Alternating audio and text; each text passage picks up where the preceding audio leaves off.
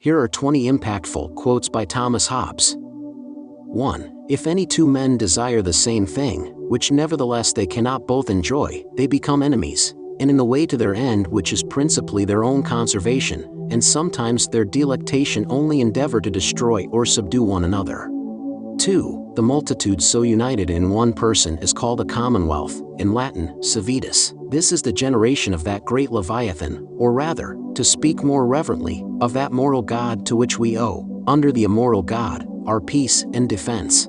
3. Because the major part hath by consenting voices declared a sovereign, he that descended must now consent with the rest, that is, be contented to avow all the actions he shall do, or else justly be destroyed by the rest. For if he voluntarily entered into the congregation of them that were assembled, he sufficiently declared thereby his will, and therefore tacitly covenanted, to stand to what the major part should ordain, and therefore if he refuse to stand thereto, or make protestation against any of their decrees, he does contrary to his covenant, and therefore unjustly. 4. For prudence is but experience, which equal time equally bestows on all men in those things they equally apply themselves unto.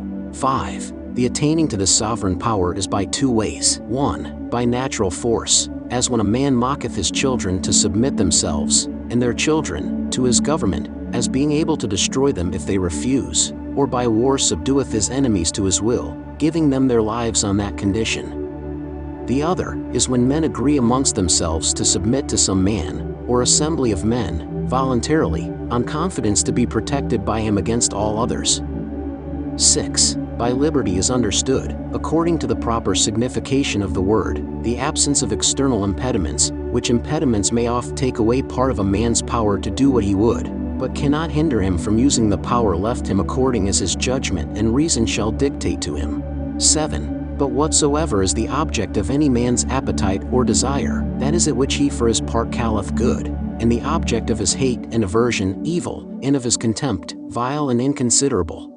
For these words of good, evil, and contemptible are ever used with relation to the person that useth them, there being nothing simply and absolutely so, nor any common rule of good and evil to be taken from the nature of the objects themselves. 8. And whereas some men have pretended for their disobedience to their sovereign a new covenant, made, not with men but with God, this also is unjust, for there is no covenant with God but by mediation of somebody that representeth God's person, which none doth but God's lieutenant who hath the sovereignty under God. 9. Hereby it is manifest that during the time men live without a common power to keep them all in awe, they are in that condition which is called war, and such a war as is of every man against every man. For war consisteth not in battle only, or the act of fighting, but in a tract of time, wherein the will to contend by battle is sufficiently known, and therefore the notion of time is to be considered in the nature of war, as it is in the nature of weather. 10. The passions that incline men to peace are, fear of death, desire of such things as are necessary to commodious living, and a hope by their industry to obtain them. And reason suggesteth convenient articles of peace upon which men may be drawn to agreement. 11. No man that hath sovereign power can justly be put to death, or otherwise in any manner by his subjects punished. For seeing every subject is author of the actions of his sovereign, he punisheth another for the actions committed by himself. 12. Leviathan called a commonwealth, or state in Latin, civitas, which is but an artificial man, though of greater stature and strength than the natural, for whose protection and defense it was intended, and in which the sovereignty is an artificial soul, as giving life and motion to the whole body.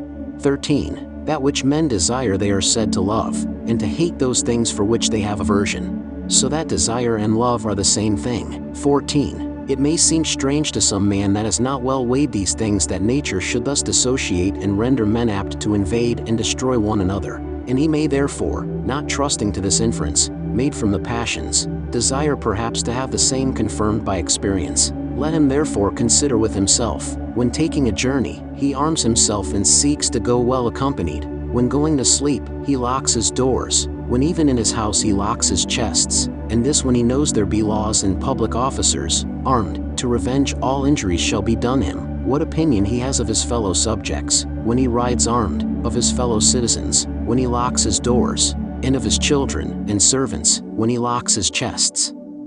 Does he not there as much accuse mankind by his actions as I do by my words? 15. From this fundamental law of nature, by which men are commanded to endeavor peace, is derived this second law, that a man be willing, when others are so too, as far forth as for peace and defense of himself he shall think it necessary, to lay down this right to all things, and be contented with so much liberty against other men as he would allow other men against himself. 16. In the nature of man, we find three principal causes of quarrel. First, competition. Secondly, diffidence. Thirdly, glory. 17. To lay down a man's right to anything is to divest himself of the liberty of hindering another of the benefit of his own right to the same. 18. A commonwealth is said to be instituted when a multitude of men do agree, in covenant, every one with every one, that to whatsoever man, or assembly of men, shall be given by the major part the right to present the person of them all, that is to say, to be their representative, every one, as well he that voted for it as he that voted against it, shall authorize all the actions and judgments of that man, or assembly of men, in the same manner as if they were his own, to the end to live peaceably amongst themselves, and be protected against other men. 19. For the actions of men proceed from their opinions, and in the well-governing of opinions consisteth the well-governing of men's actions in order to their peace and concord. 20. Therefore the notion of time is to be considered in the nature of war, as it is in the nature of weather. For as the nature of foul weather lieth not in a shower or two of rain, but in an inclination thereto of many days together, so the nature of war consisteth not in actual fighting, but in the known disposition thereto during all the time there is no assurance to the contrary. All other time is peace. These quotes encompass Hobbes' philosophical views on human nature, society, power, governance, and the state of nature.